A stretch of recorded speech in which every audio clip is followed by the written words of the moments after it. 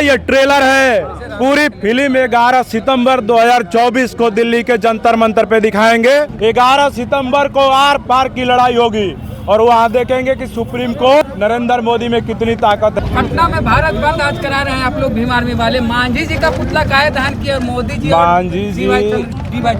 मांझी जी का पुतला दहन इसलिए किए कि जो भाजपा और आरएसएस के इशारे पर सुप्रीम कोर्ट देश के एससी एसटी को बांटने का काम कर रही है, वर्गीकरण, उपवर्गीकरण, क्लासिफिकेशन और क्रीमी लेयर लगा करके, उसके समर्थन में मांझी जी बयान दे रहे हैं, उसके समर्थन में मजबूती से खड़े नजर आ रहे हैं, इसलिए उनका पुतला दहन किए। नरेंद्र मोदी का पुतला दहन इसलिए किए कि नरेंद्र मोदी जी हर साल हर चुनाव में हर अपने भाषण में देश के दलितों को ठगने का काम करते हैं, झूठे वादे करते हैं और वो आश्वासन दिए कि आरक्षण को हम कुछ नहीं होने देंगे। तो हम मोदी जी से कहेंगे कि मोदी जी आरक्षण को लेकर के आप इतने सजग हैं तो देश के संसद का विशेष सत्र बुलाइए और उसमें आरक्षण को 9वीं अनुसूची में डालने के लिए एक अध्यादेश लेकर के आइए। हम लोग आपका विरोध करना छोड़ देंगे और अगर नहीं करते हैं तो इसी प्रकार पुतला दहन करते रहेंगे। ये ट्रेलर था, पूरा फिल्म 11 सितंबर को दिल्ली के जंतर मंतर पे हम लोग दिखाएंगे। दिल्ली जंतर मंतर पे आपके चैनल के माध्यम से आज मैं कह रहा हूँ 11 सितंबर को आर पार की लड़ाई होगी और वहाँ देखेंगे कि सुप्रीम कोर्ट नरेंद्र मोदी में कितनी ताकत है। उनकी ताकत का भी था हम लोग लगा लेंगे। हम भीम आर्मी वाले लोग हैं, न लाठी से डरते हैं, गोली हमारे नेता खा चुके हैं तो गोली से भी नहीं डरते हैं। हमको भीम आर्मी को समाप्त करना है तो आपको बम चलवाना पड़ेगा।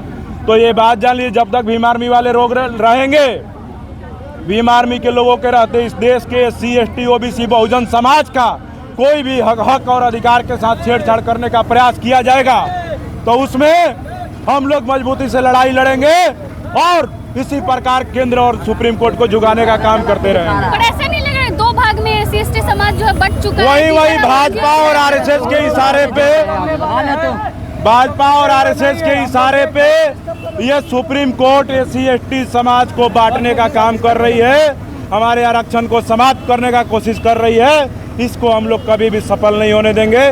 भीम आर्मी के रहते एससी एसटी का अधिकार पे कोई आंख उठा दे, हम लोग सड़क को सुनसान नहीं छोड़ेंगे।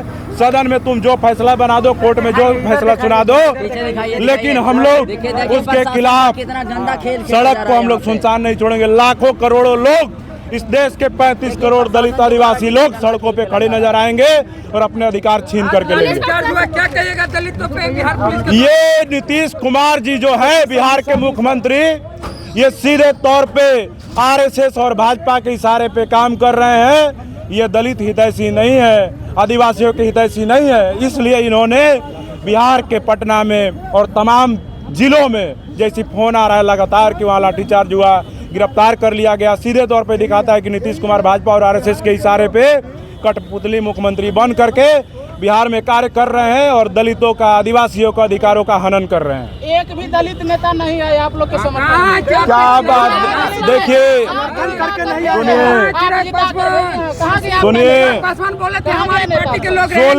सुन लीजिए, चिराग पासवान के भरोसे एससी एसटी समाज नहीं बैठा है। इस देश का सबसे बड़ा संगठन है जिसका नाम है भीम आर्मी भारत एकता मिशन। और भीम आर्मी आप लोग से फायदा भीम आर्मी लेता है कि?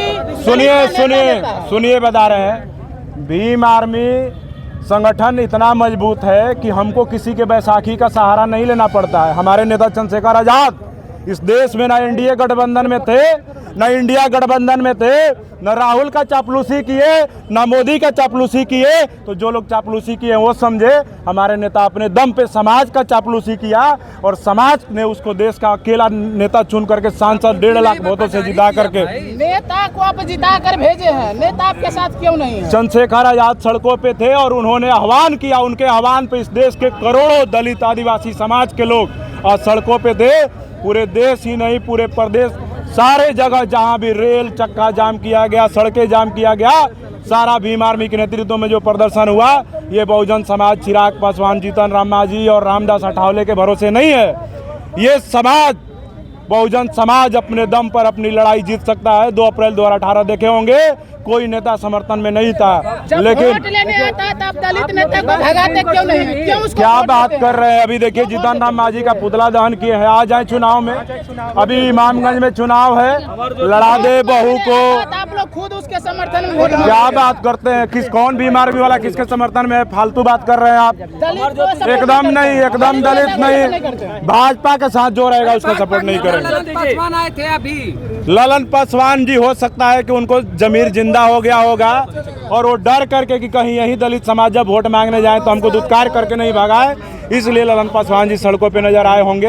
लेकिन दलित का एक ही नेता रहा, चंद्रशेखर आजाद। बिल्कुल दलित समाज का चंद्रशेखर आजाद, मायावती और तमाम बड़े, अभी हजारों भीम आर्मी एक फैक्ट्री है नेता पैदा करने की। आंदोलन का कितना व्यापक असर पड़ेगा आप लोग को? व्यापक असर, ये मैं बोल रहा हूँ ना, ये ट्रेलर है। पूरी फिल्म 11 सितंबर 2024 को दिल्ली के जंतर मंतर पे दिखाएंगे और आप सबको मैं आमंत्रित कर रहा हूँ, आप लोग भी आइएगा, जंतर मंतर पे फिल्म देख लीजिएगा। बड़ा शानदार रिलीज हो रहा है, उसका प्रीमियर, ये प्रीमियर है।